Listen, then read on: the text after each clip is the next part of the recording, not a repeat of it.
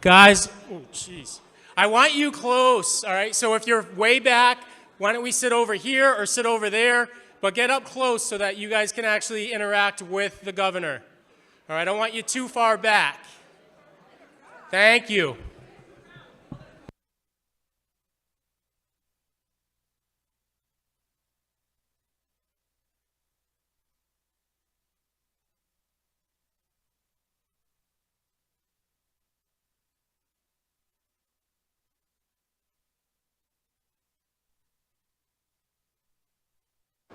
Check.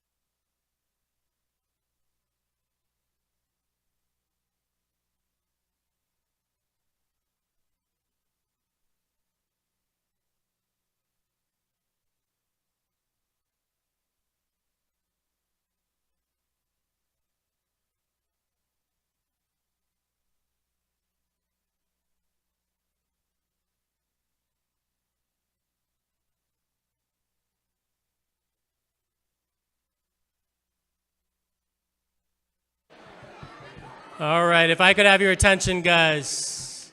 Again, if I could have everybody's attention. Ladies and gentlemen.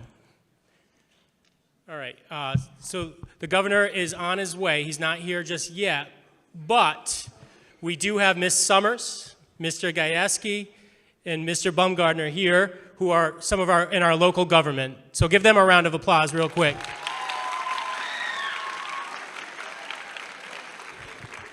And I'm going to give the microphone up to them, and they're going to just talk to you a little bit about what they do, and then give you a chance to ask some questions in the meantime. Okay? Thank you. Hi. Good afternoon, everyone. How are you? Good. So the first thing you learn when you go to the Senate or the House is we have something called Senate time, which means you're never on time. So the governor's on governor time today because he's late. But that's okay, we'll give him a free pass. So my name is Heather Summers, and I'm the senator who represents about 125,000 people in Eastern Connecticut, and I work closely with Representative Bumgardner, who represents 25,000, I think? Roughly. He represents Stonington and Groton. I represent 8 towns, including Groton and Stonington, all along the Eastern Connecticut shoreline. And Mr. Gajewski is on the town council, and he represents Groton. Yep. Did you go here? I did go here. And he went here. I went here too. Yeah. Andre did not. He went to a fancy school in New London. So we thought that we would kill some time, and we would ask you, if you had a bill to present to the legislature that you wanted to have passed, what would your bill be? All right, we got a hand over here. Come on, stand up and tell us. Yeah, you. Okay. Uh-oh, this is gonna be good. 3-day weekends. Well, first we need a name. Oh, my name's Arlo.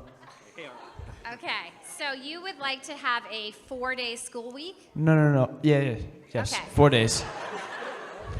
You know what? I will tell you something. That is something that the legislature is looking at, unbeknownst to her, because there has been studies showing in certain communities, like in Georgia, they decided to go to a 4-day school week. The teachers get 3 days off. You get 3 days off.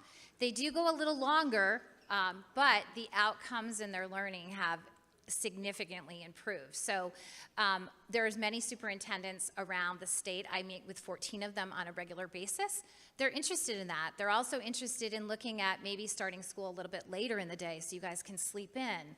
All these things that we're learning, because our school day is based on when kids used to go home and help tow the fields and harvest the corn and things like that. And we're kind of stuck in the 1940s model of school. So that's a really interesting bill. So we're going to take that bill, and what we're going to do is we are going to talk about how you would pass that bill in the House and the Senate. The first thing you would have is for you to come up here and tell me why that's a good bill. Come on.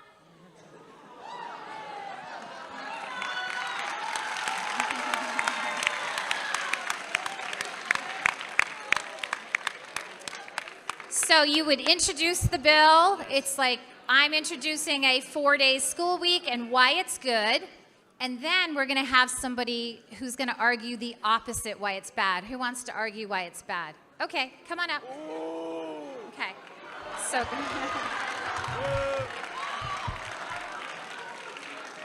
go ahead. So I just say why? No, so first you would say your name, and I am introducing a bill for a 4-day school week and why you think it's great.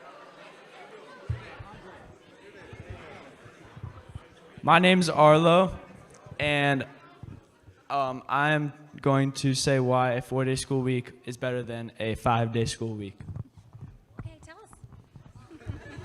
I think it would be better because students need a better break, and it would bring up the grades in our state because they would get more time to rest and to study for tests. Okay, that's a good reason, right? Okay. All right. Huh? So next we have Juan. Now Juan is supposed to argue against this. Now, do we think Juan actually believes that school should be 5 days a week? But his job is to convince you. So without further ado, Juan. My name is Juan Moscow. I'm arguing this guy. Without 5 days of school, our knowledge wouldn't expand as much as it should. We're slowing down our education. I think 5 days is actually good. Also gives us a chance to talk with our friends. And I probably wouldn't be standing up here right now. School has built my confidence, and I feel like 5 days is good. So, Arlo, I don't know about you, but I think Juan convinced me, and unlike the Senate, the House actually starts their business on time. So I think we're going to take up this bill in the House first, and should it come to my desk, I think I'm voting no. Okay. All right. So now what we would do, we have two opposing views on the floor, the House and the Senate. The Senate is very formal. So when we introduce a bill, we have to say, I rise, Madam President, to introduce bill, blah, blah, blah, blah, blah. The Senate is like the House of Lords, and the House is like the House of Commons. That's what they say.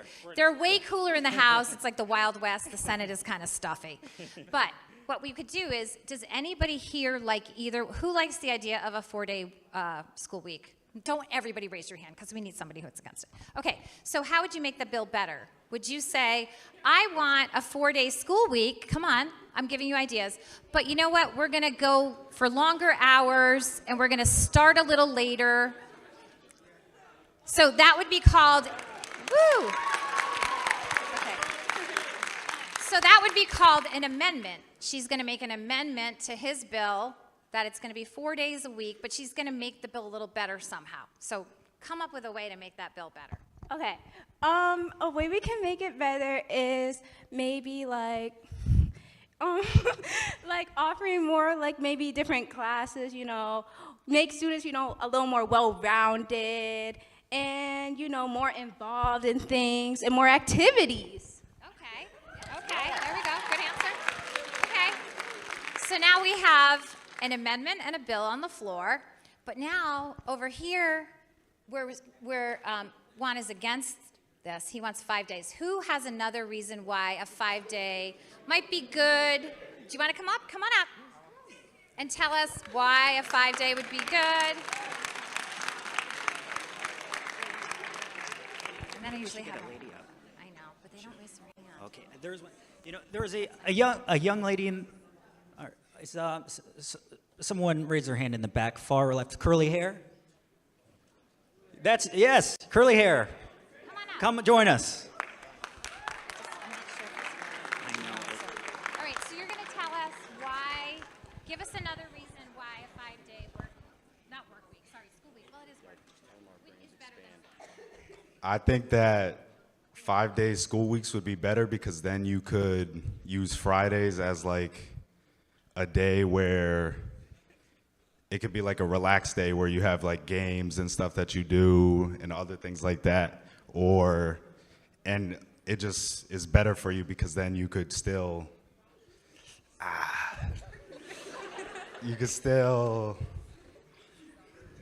because then you could still like learn, and extra day off wouldn't really help you. I don't know.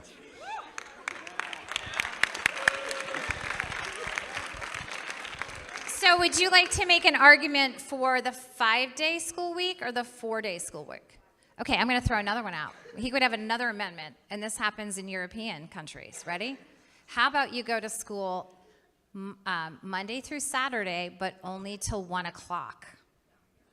No. I knew that'd go over like a bomb.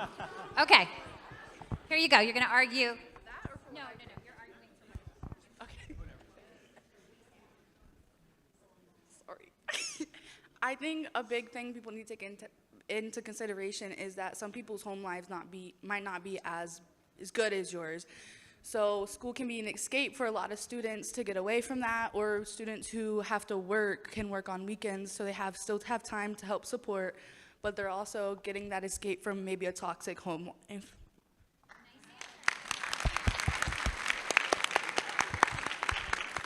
So how about a round of applause for those answers? I'm going to steal these guys real quick, and then we'll be right back. We're just going to vote. Can we vote? Oh, yep, go ahead. We got to vote real quick. Okay, so this kind of argument back and forth can go on for hours. Sometimes it's 21 hours. Sometimes it's all day. So now we're going to vote on that bill, okay? We're going to say how many people want to have a 4-day school week. This is going to be hard because I'm not going to be able to count, but raise your hands. 4 days, go to school 4 days, you got a 3-day weekend. Based on the arguments. Maybe we should have them yell. Yeah, let's Okay, you know what? We're going to yell because I can't count. How many people? This is called a voice vote. So you're going to say yay or nay. All those in favor of a 4-day school week, say yay. All those opposed, say nay. I'm sorry, I think the yays have it, don't you? And I'm going to ask for one more yell because our very special guest has arrived, Governor Lamont.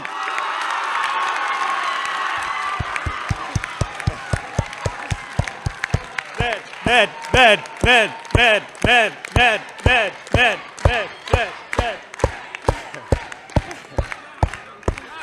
You guys gotta warm up the crowd every time. You guys get it done. There you go. Go, you kick it off. Go get him. It is my great honor to introduce the governor of the state of Connecticut, Governor Ned Lamont. All right. How'd these guys do? Are they okay? They're pretty good? All right. Look, I'm a bum. I invite myself to your amazing assembly, then I show up 20 minutes late, for which I apologize. That's governor time, yeah. I'll tell you what I was doing if you're slightly curious, but I really want to hear your questions. I'll tell them just 30 seconds. I'll tell them what I was doing. You got the Navy sub base right down the street. You guys probably know that, right? And, they keep the world safe and safe for freedom. And, but unfortunately, the storms we're getting around this state and around this country, around this world, are getting more and more and more severe. And that means we have electric outages when the branch comes down on the wires and other things can happen. So we said, you can't have the lights go out at a Navy base, right? You can't have the lights go out when national defense is there. So we created a separate power system for them with fuel cells. So that's what we did, and then went and had lunch with the guys that do submarines. And every day in my job, it's a little bit different. But I'll just tell you, I love coming to the high schools. I love working with Heather and Andre and what we do with the legislature. And what I try and do is tell people why I love the state of Connecticut, and I want you to love the state of Connecticut. And I want you to know that we've got everything we can to make sure this is a place that you can call home. There's a really good job here. We're bringing our towns and cities back to life and guaranteed a good place to work and live. You know, when I graduated a million years ago, back in the 1970s, there were no jobs. They said, go back, unpack. Your father probably told you about that, Mom Garten. But we had, today is a very different day and age. I would tell you, take a look around, experiment. Heather has a company. Maybe be an intern there for a little bit. And then when you take your courses in high school, and then when you take your courses in college or community college or apprentice program, experiment a little bit so you can see what you like. And you'll find sometimes you get really surprised by what the opportunities are out there. And there's a lot of opportunities out there. Okay, somebody had their hand up. Who was that? You're not shy. What's your name?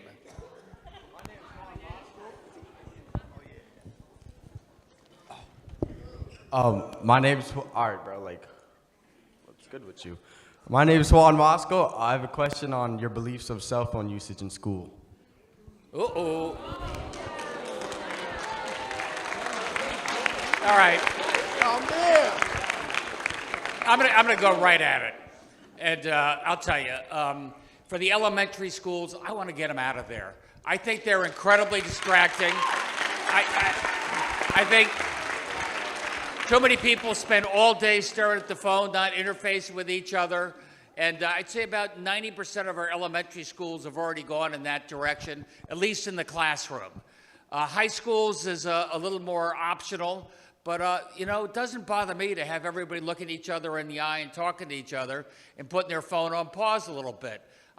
Give me some advice on this. I mean, this came from teachers who said, you know, the kids are distracted. I can't hold their attention sometimes in the classroom.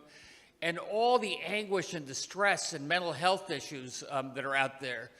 And I hear that all the time from students as well as, you know, counselors in the schools and the such. And I don't know whether cell phones are the reason. I don't know if there's anything else we should do. This should be one of the great times in your life to be at a high school, an amazing high school like this. I just don't want people suffering that stress. So if it helps a little bit, I think we ought to, you know, curtail the cell phones, especially for the elementary schools, especially in the classrooms. Anyway, that's my idea. Who here agrees with that? Raise their hand. Okay, all 38 of you. And, and who here disagrees? That it's my right to have a phone and you can't take it? Okay.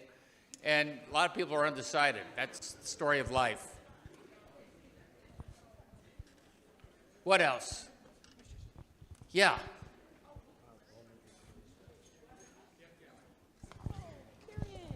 Bust out. All right.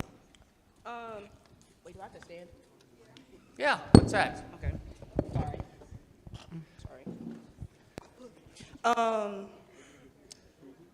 Governor Lamont, sorry.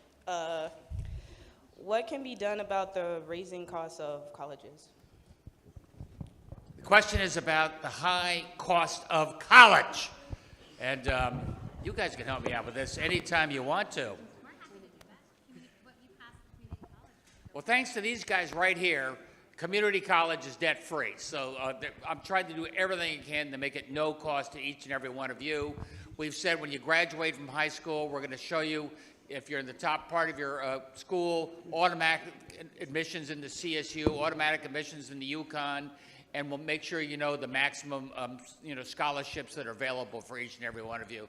But it's still 50 times more expensive than when I was going to college, and we got to figure out how college changes a little bit to make it less expensive for people.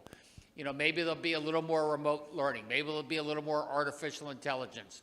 Maybe you'll be able to not necessarily just go to the ivory tower for 4 years where you're, you know, racking up a lot of debt and then working. Maybe you'll be able to earn while you learn. So there'll be a variety of different ways that you combine work and education going forward. But to your bigger question, we got to make sure that college is the place where if you want to do it, you're not discouraged from the high cost. We want to make sure it's available to each and every one of you, whether it's a 2-year college, an apprentice program, a 4-year college. It's got to be a continuation of everything going on in public education. You agree, Heather? Yes, and we did tuition reimbursement for nurses. That's a very good point. Heather Summers just pointed out there's some areas where you have a desperate need for people. That's in you know, IT, that's in nursing, that's in education, where we reimburse tuition and make that easier. And by the way, if you go to work for a Connecticut company, raise your hand, say, I graduated from a Connecticut college, and they'll start paying off your debt over 5 years. That was a special deal we put together with all the businesses. So it's making it easier for you to pursue anything you want to do, whether it's go into manufacturing, go into teaching, or just go on in college. What else? Yes, purple shirt. My name is William Hogata. What is your favorite music genre and song? Aha. Well, I'm a classic rock and roll guy. I've got the, I got my Grateful Dead belt on right here. But actually, I've been to Rolling Stones for 6 straight decades. So you can ask your grandparents about the Rolling Stones. At this point, I love seeing these 81-year-olds out there dancing away. But for me, I don't know if it's for you, but music was a big part of our youth growing up. They expressed, you know, a lot of things that we were thinking of fun to see. When my kids did Taylor Swift, that was pretty amazing. And, you know, everybody in the 70,000 people at MetLife Stadium, and 69,999 of them knew the words to every single Taylor Swift song. I was the old guy in the 15th row that was a little foggy on that. So, Governor, tell us about the belt. Well, the belt's the Grateful Dead belt. It's called the Dancing Bears. And You know, Grateful Dead was a big piece of our growing up as well. What else? I'm curious to ask you, are you open to seeking a third term in 2026? Question is a third term in 2026. Heather's looking at me quizzically. I'm kidding you. You know something? I honestly don't know. Here's the deal. I'll be out front about it. If I said I'm not going to run, then you're weak and you don't have much clout during the final 2 years. If I said I was going to run, then everything gets political. I kind of like where I am. I just turned 70 years old, so, you know, life marches on. You got to think about it. But I'll tell you something else. I love the job. I love the chance to work with our folks in the legislature. I love the chance to talk to folks like you. And hopefully you believe in the state as much as I do. So, you know, that said, time will tell.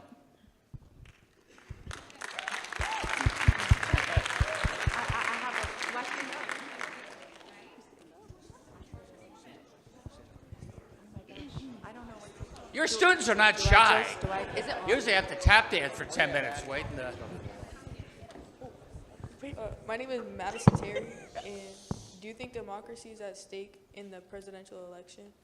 The question is, do you think democracy is at stake in the presidential election? America's really resilient. And I know this is sort of scary times, and there's a lot of really nasty rhetoric out there about whether democracy's at risk. It's not if each and every one of you stand up for what makes this country great. If you are out there, you know, at the polls encouraging people to vote, if you know what makes this country special. You know, it's been the longest standing, you know, republic probably in the history of the world, and that involves the peaceful transfer of power. And, you know, when you win or when you lose, you shake hands, you look people in the eye and say, we're all Americans again and go forward. And it was pretty messy 4 years ago, and I hope to God that doesn't happen again, but I am a little worried. But that said, I want to say something to you guys. We've all been in campaigns before. There's nothing better than having a high school student reach out on behalf of whoever their favorite candidate is. You're not coming in with a big agenda. You don't have an axe to grind. And you call older people up and say why I'm supporting this candidate or that. It really has a real meaning. And don't for a second think you're too young to get involved. You are absolutely necessary to get you involved every day and make sure that we understand what makes this democracy special. That's involvement of folks like you.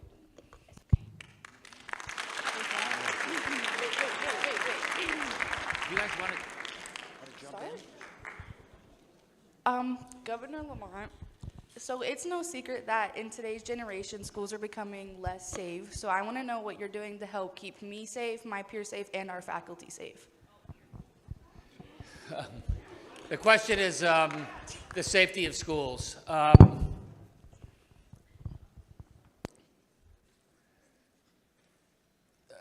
First of all, we have the safest schools in the world right here in Connecticut, right where you are.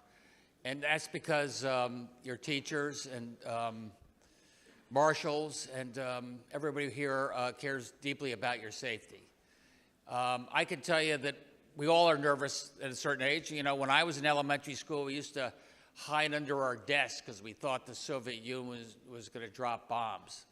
I want you to feel safe that despite the tragedies you hear and sort of the shootings in Sandy Hook, extremely rare and not going to happen. But I'm going to ask you to do something as well. This is a two-way street. We had a lot of bomb scares called into our schools mainly 2 or 3 weeks ago. And a lot of them were called in by classmates even younger than you, sometimes 12, 13, 14-year-olds. And some of them just called in because they thought it was a lark or funny. Some of them felt bullied by somebody in the bus, and they said, I'm going to mock you online unless you call in a bomb scare. And I want you to look out for each other, and I want you to make sure that your friends and friends of friends know it's not a lark, it's not funny. we had to shut down some schools for a day or two across the state, you know, in multiple locations. And you can do a lot as well to make sure that these false alarms, you know, don't happen, so we can keep your schools open and keep you safe. I worked like heck during COVID, you know, because I did everything I could to get our schools open and kids back in, feeling safe, and make sure the teachers felt safe. So these mock attacks that come in, usually via social media, are really disruptive. Don't let them happen.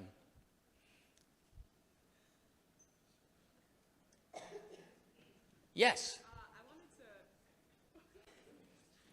wanted to ask what your opinions are on, do you think that cell phones should be banned in high schools? It's another cell phone question. We're doing a study on that. In my heart of heart, I think they should not be in the classrooms, period. Okay. I think smartphones make you stupid sometimes. Could I have a yes or no answer to that?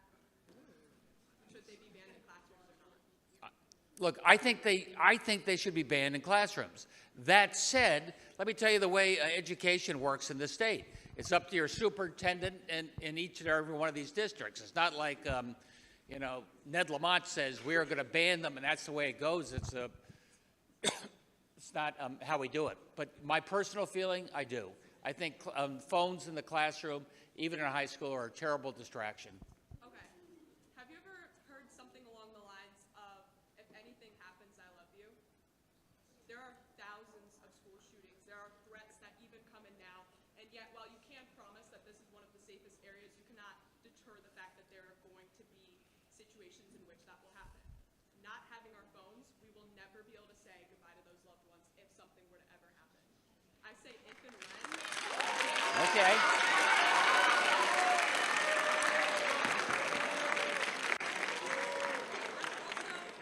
I'm also concerned about the psychological part of it because currently with our policy, they're completely removed from the classroom. At the moment, Are they removed here at your high school now? In the classroom, okay. them during what's considered a study hall, our CTL. And thinking about that psychologically, when you become addicted to something, you cannot take it away. You will go through withdrawal. And even then, we don't prevent that type of withdrawal. Dopamine comes from those social media connections and those connections that we have with people around us. And phones only enhance that interconnection. And without it, we are not human. So I feel that I feel somewhat strongly that despite them not being allowed in the classroom, I feel that they should be in school regardless. So yes, I think they should be in the classroom. I think they should be in school because it's up to the user to make sure they are acting responsibly, and you cannot punish a generation for the mistakes of one. All right. That's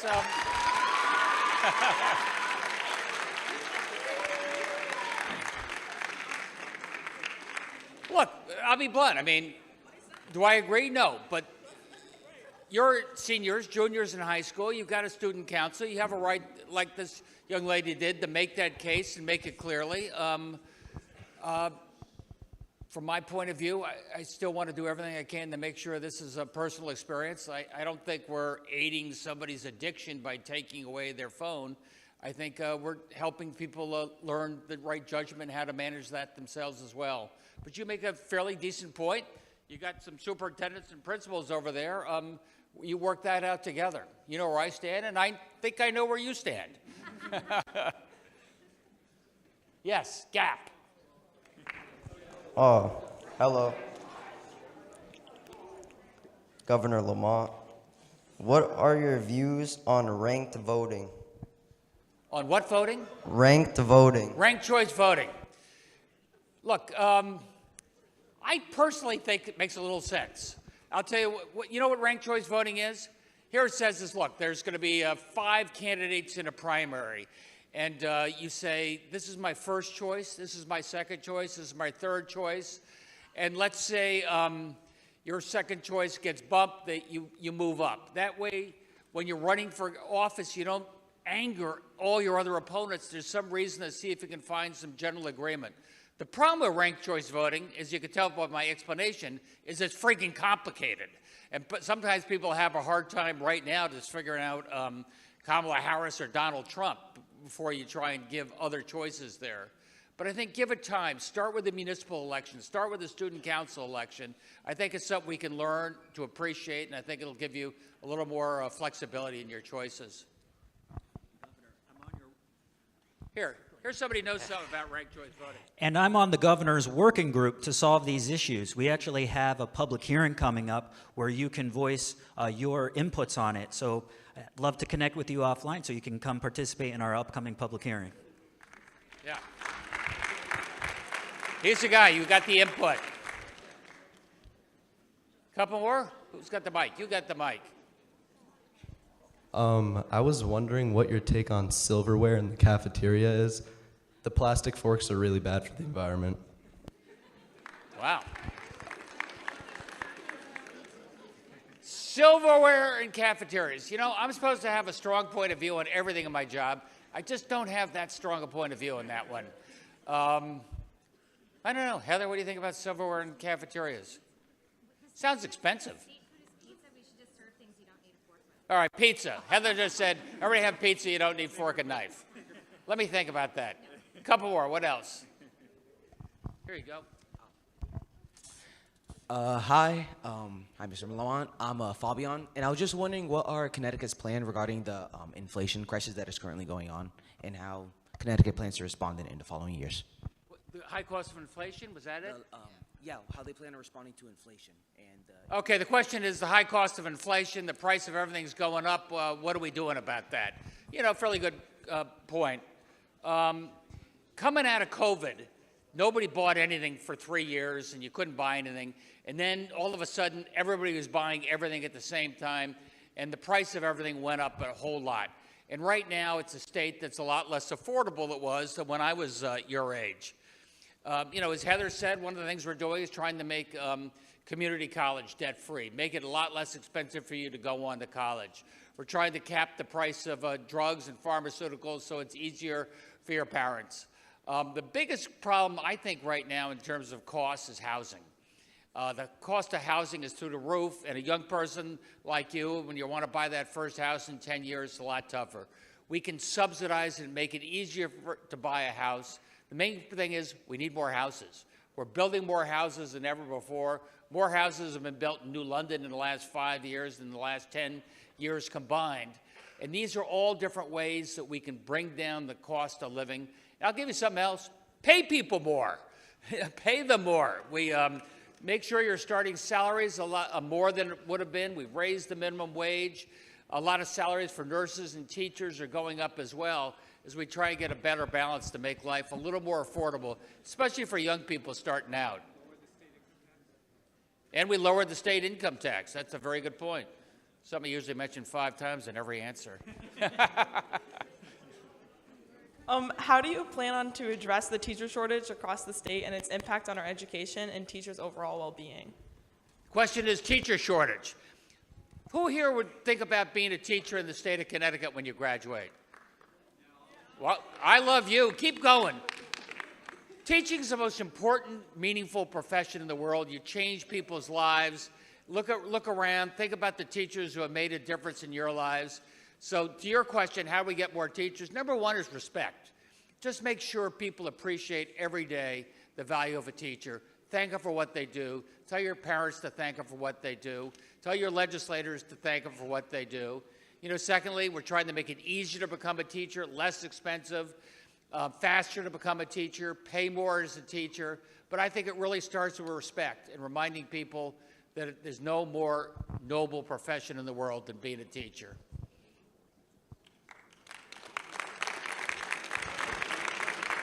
The teachers like that.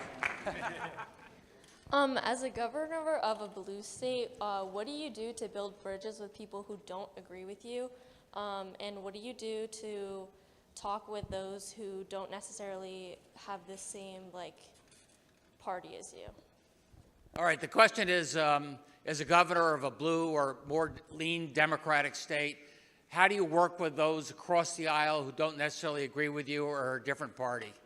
From my point of view, you know, I didn't spend my whole life in politics. I came up, I was a business person. You know, that's what I did. Nobody was Republican or Democrat. We were just building telecommunications systems. You know, as a governor, you know, maybe when you're campaigning, you're political, and I'm trying to win your vote as opposed to somebody else. But once you're in the governor's residence, once you're in the governor's office, you've got to work with everybody across the aisle and make sure they know that we're all fighting for Team Connecticut. And I hope Heather and Andres have, you know, be able to say we work in good faith. Does it mean we always agree? No. But then we sit down, we work together to see if we can reach a resolution going forward. I was very happy that a lot of other states are all tearing each other's eyes out. We passed a budget the other day with a tax cut. Did I mention that? And, you know, and that was, you know, almost unanimous. And if you listen to people, this is true of life. Listen to people. Talk less and listen. You'll find you have more in common than you thought you did. Governor Lamont. Hi. Yeah. What are your thoughts on reshaping the Supreme Court in light of Roe v. Wade being overturned? The question is about the Supreme Court and Roe v. Wade being overturned. I thought it was a terrible decision. I thought the court was there to protect our freedoms, not take away freedoms we've had for 50 years.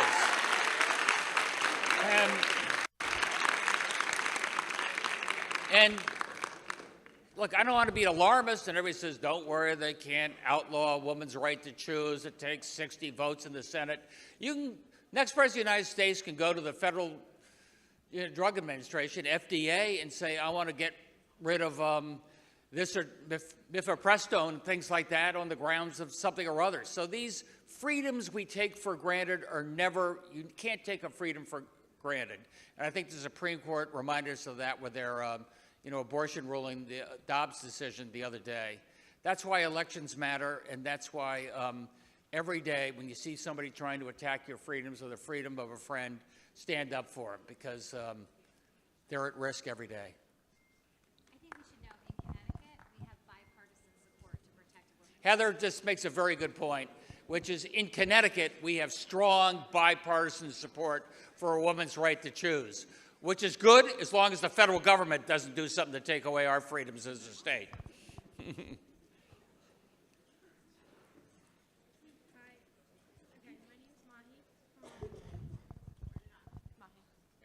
Okay, thank you. My name is Mahi Patel. What initiatives are you implementing to boost the local economy and create jobs for minorities? Great question. I think you heard that loud and clear. Look, for the first time in recorded history, we have more jobs out there than people to fill those jobs. So this is an amazing time to be graduating from high school as you think about what you want your options to be. And I'll go one step further on that. It's also a great time to get a skill, learn a business, and maybe even start up your own business. You know, we've had more new business startups, more businesses started by women, more businesses started by women of color in the last 3 years than ever before in our history. So I think, number one, get a skill. We'll provide you free job training. Number 2, 3, stay in school, graduate, and think about what you do after high school graduation. Continue your education for the rest of your life. And I just tell you, being able to start your own business is something I had the privilege to be able to do. Is really special. Heather's got her own business as well. And I'd urge each and every one of you, we're going to do everything we can to make it easier for you to be owner and start up your own company as well. Why don't you get up here? Here's Heather. She's gotta Governor Lamont. The other thing that the governor did, because he does so many things, it's hard to keep track, but I've been keeping track. He lowered the college requirements to become a state employee so that you can enter the job market quicker, which is giving people opportunities here in the state of Connecticut, which no other governor has done, so he should be applauded for that.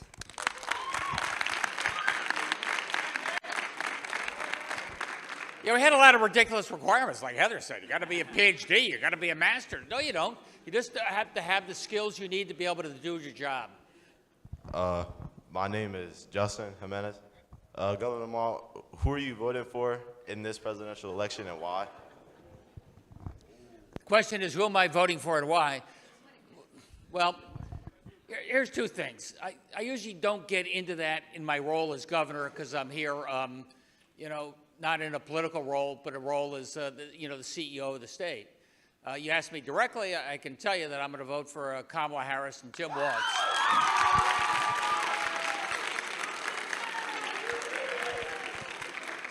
I do think some of our freedoms are at risk, and I think I want a president who looks out for each and every one of you, regardless of background. One last question. Andre, you decide. Who is it going to be? I'm going to go with you. Yay. I wanted to know your opinion on AI, whether it's used in the school setting or just in general. The question is about artificial intelligence and AI. I think one of the reasons I'd love to be a high school senior today is because I think artificial intelligence will transform our world as much as, say, the Gutenberg printing press did a million years ago. And it's going to be young people that figure out how to harness the power of artificial intelligence and make it real and beneficial for people. I'm a big believer in, before we put a lot of restrictions on AI, let's see what its potentials are in terms of education, in terms of healthcare, how it can make your lives better and really transform. We have friends in the legislature as well. You know, we also know that AI could also be a source of evil. And it could be a source of danger if the wrong elements take control and these algorithms get out of control. But overall, I think AI is going to be absolutely transformative. And if I was sitting where you are right now, I'd be thinking long and hard about how I can use AI in the field that I fall in love with, be it teaching or healthcare or manufacturing or state government, and learn some of the skills that make you a better practitioner of AI, because it's going to be the most important thing that's happened to this world since the Renaissance.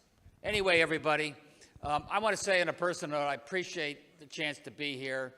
And I'm fundamentally a very optimistic person. I hear the frustration about phones and how dangerous you think school can be, and a lot of the frustrations, but it's a great time to be in Connecticut. It's a great time to be 16, 17, 18 years of age. I'd experiment, look at all the opportunities out there. We want you in this state. We want you growing in this state. We want you succeeding in this state. And come visit the Capitol anytime. I'll give you Heather's office number. Take care, everybody.